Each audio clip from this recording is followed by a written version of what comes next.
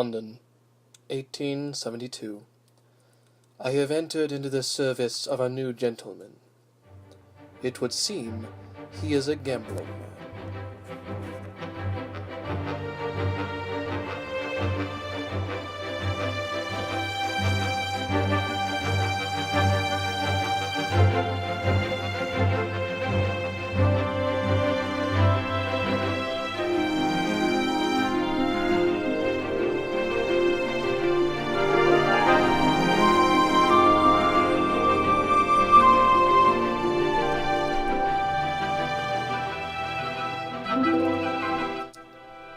Hello everybody, my name is Tobin and we're starting a new game, 80 Days, based off a book of one of my favorite authors, Jules Verne. Perhaps you've heard of him. 80 Days is a game where you try to go around the world in 80 days. And you're limited on your budget and your gentleman's health. And of course, the time limit. So, this is an interactive story game, and we're going to create our own story. So as you can see, this line is the path that I have previously taken around the world, and I have had a man, I got really twisted around because of certain things that happened in the game. But yeah, you're trying to get around the world in 80 days. I think I've done it once, and we're gonna see if we can do it again. I was really going around the world in this run because I wanted to test out some stuff. But let's get into it. Also, I wanted to start doing some I wanted to practice some light accents for my role-playing game group, the IGM. So we'll see how well I do. My master returned home from the Reform Club with a strange gleam in his eye. "Passepartout," he said, "we are going around the world. Pack my evening jacket, there's not a moment to waste." You, Passepartout, now have funds. And we have routes discovered. So, let's collect things and be off. So, Monsieur Phileas Fogg apparently has false teeth.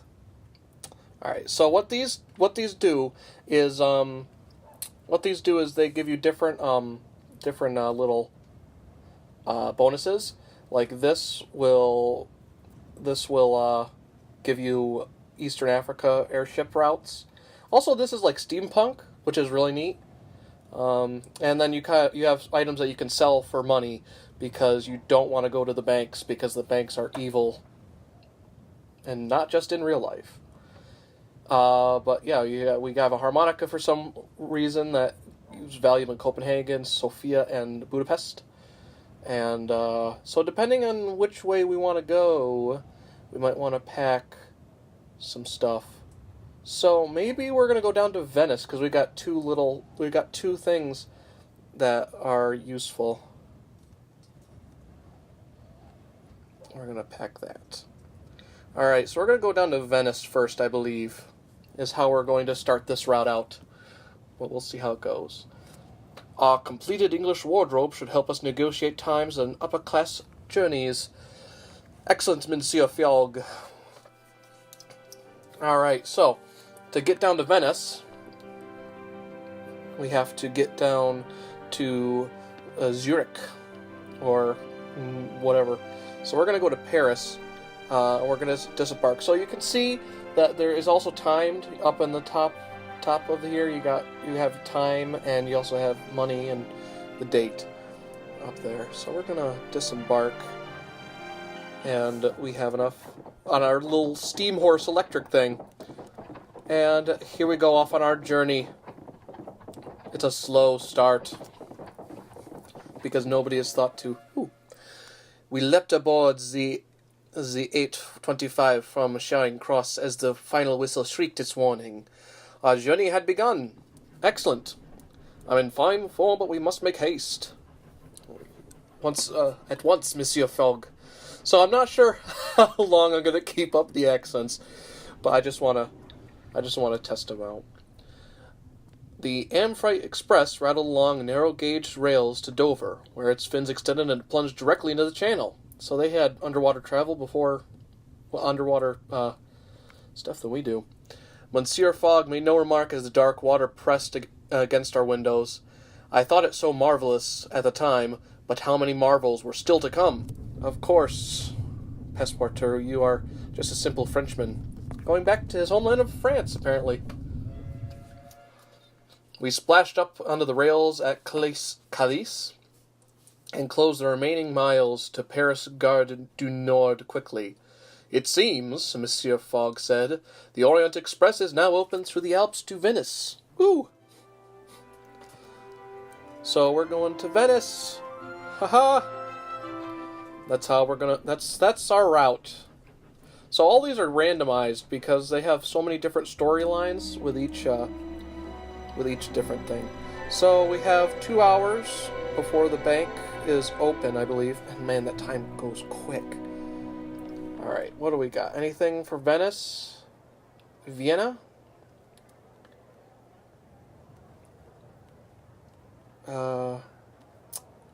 We're going to get an extra suitcase and buy that. Because I think we're going to Vienna, maybe? We're going to explore. Because we got time. And looks like we could go up to Amsterdam. Or down to Nice. Munich, Vienna. Oh, we're not going to Vienna. Darn. The Exposition Universelle sprawled over the grounds of the purpose-built Palais du Champ de Mars. Hot air balloons sailed gently across the sky, and the powdery light of the Yablonov candles gleamed invitingly. Let's see, and this is where the story part comes in, where you pick what your Passepartout would do. So let's see. Let's do this one. I think Passepartout has little glory days of the siege of Paris. I was flooded with memories of the siege of Paris, and my own small part in it. It was hard to believe that only a year ago I had been, a blockade runner on the balloon post. That sounds cool. A blockade runner on the balloon post, which smuggled letters and communications over the Prussian forces by hot air balloon. Before my first run, an elderly artificer with a copper lily pin gleaming upon her collar explained how to operate the burner valves and vents, and how to read the wind currents by spitting into the air. I masked my terror with arrogance. That sounds like our Passepartout. I had masked my terror with arrogance and given her a cocky grin which aroused only a pained sigh in her response. Alas, as an artificer, I can't involve myself in matters of war, she said flatly, adjusting the lie of her copper lily pin. But you, poor boy, only wish to take this package of love letters to your sweetheart at Poitiers. I understand you, Madame Artificier, I remarked slyly. I, she continued grimly, helping to load another parcel of photographical reduced military documents and strategic communiques in the balloon's gosh dang it. I can't say that word. I'm taking pity on a poor love-struck boy caught in the midst of war. Back then, I had thought we would prevail. We would have to. That the other nations of the world would send aid.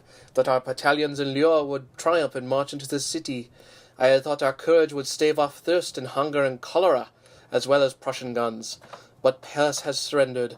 In the next month the Prussians rode their horses through the city in victory, while we ate Bismarck's grain and meat as promised in the armistice. I looked gondola, that's what it is.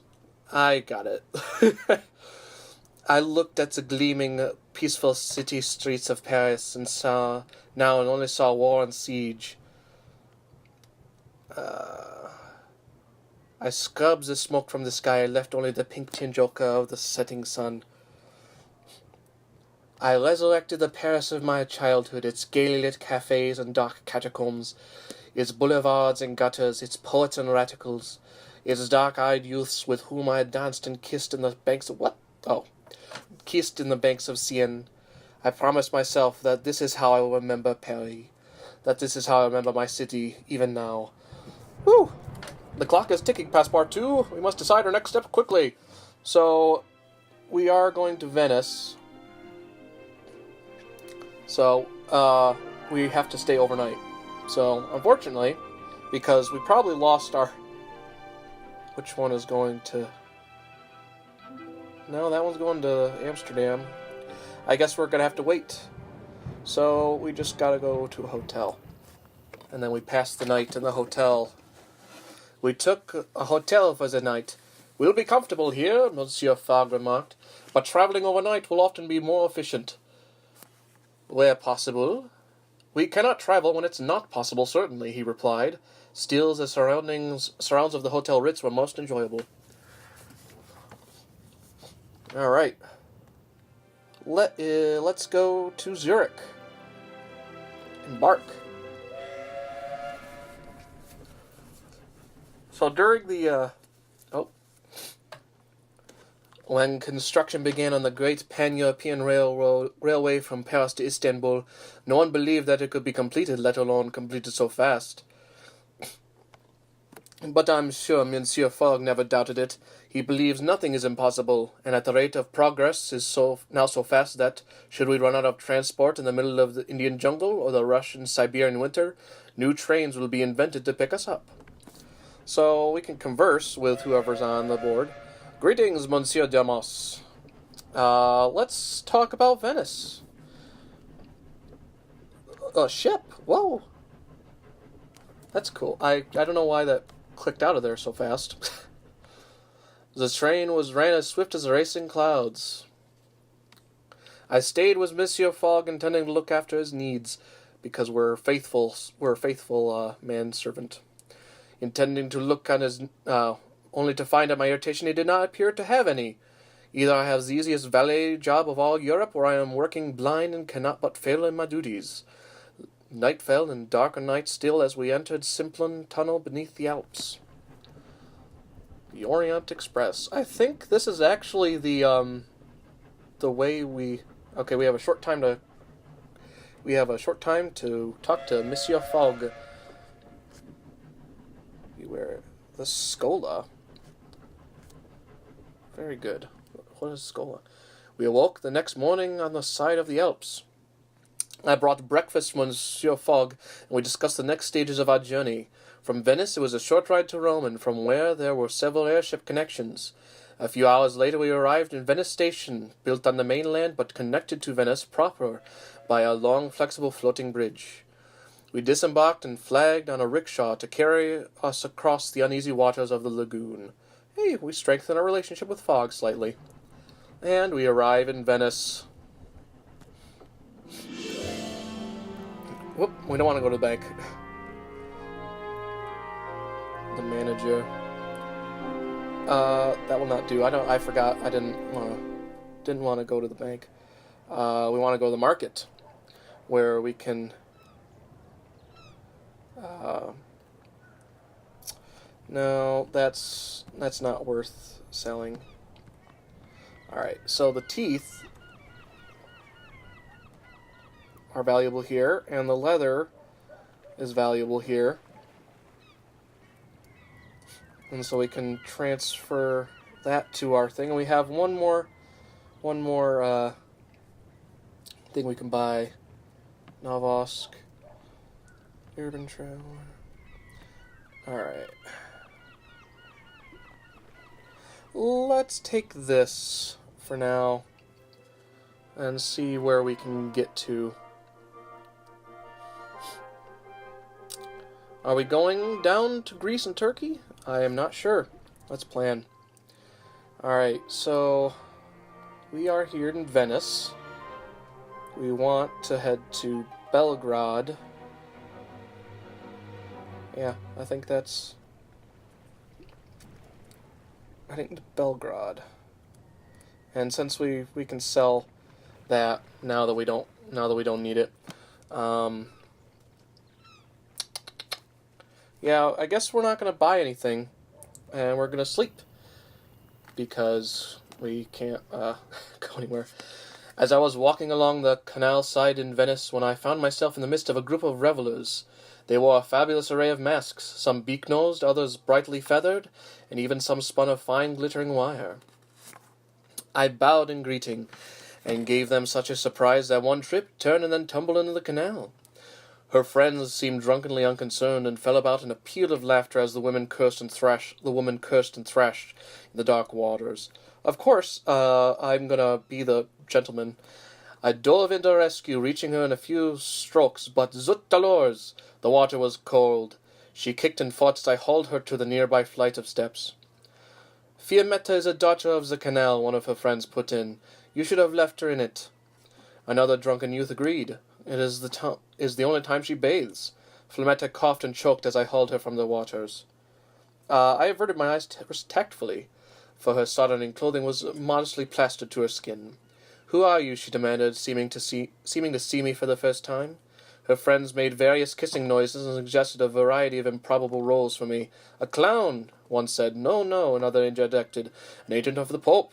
Yet another added in sotto voice, Fiammetta's foreign lover, which caused all of them to laugh as Fiammetta cursed them with admirable thoroughness. Are you all right? I asked with some concern. Of course, she replied haughtily, wringing out her hair. I am Venetian. I cannot drown. It's simply not possible. Do not mind Fiammetta, her friend remarked softly. She is angry because of her work, because of what happened to her brother. Ooh, what happened to her brother? Sophos happened to him, Fiammetta interjected, scowling. Now that blasted Greek has joined with a Scola. Where's Scola? She looked shocked at my ignorance. It's what the artificers of Venice call themselves. They control everything in Italy these days. She spat in the canal. If you chance to take the airship from Rome to Athens, you might meet Signor Sophus. Put a knife in his heart before he takes yours. I will give him your love, I promised ambiguously. Fiammetta laughed darkly, and one of her friends took her arm.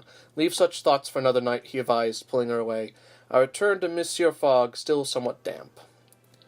Ooh. Rome to Athens. I don't care. Alright, we are going to depart to Sofia. Embark. So, as you can see, Monsieur Fogg has a little health thing on the bottom. And on the more treacherous ways, he kind of gets a little car sick. So you gotta make sure that he stays pretty healthy. We crossed the bridge over the lagoon once more and returned to the train station, happy to be leaving Italy behind, and happier still to be back aboard the Orient Express. Converse. Hey, it's Dumas again. Let's see, what's Sofia? Sofia to Istanbul. I don't know.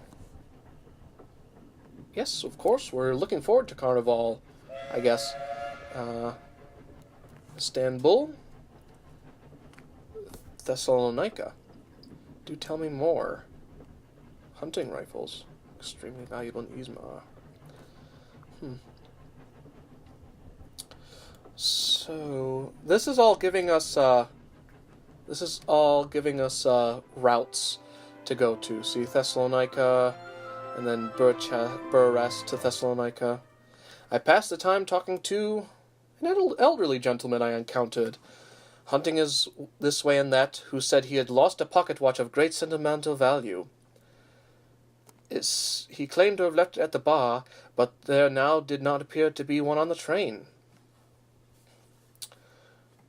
A curious fact, but one which the gods confirmed. The old poor man insisted, but he seemed rather distraught by the whole affair. So I encouraged him to sit down and rest, and then sneaked away to my more pressing duties of steaming and ironing. As we passed through the empty, desolate city of Belgrade, abandoned after the recent fighting, and pulled in Sofia in the late afternoon and disembarked. Okay, and here we are in Sofia. We are well on our way. So, that's going to be it for now. I'm going to pause for a second. That's going to be it for now. If you liked, why not subscribe?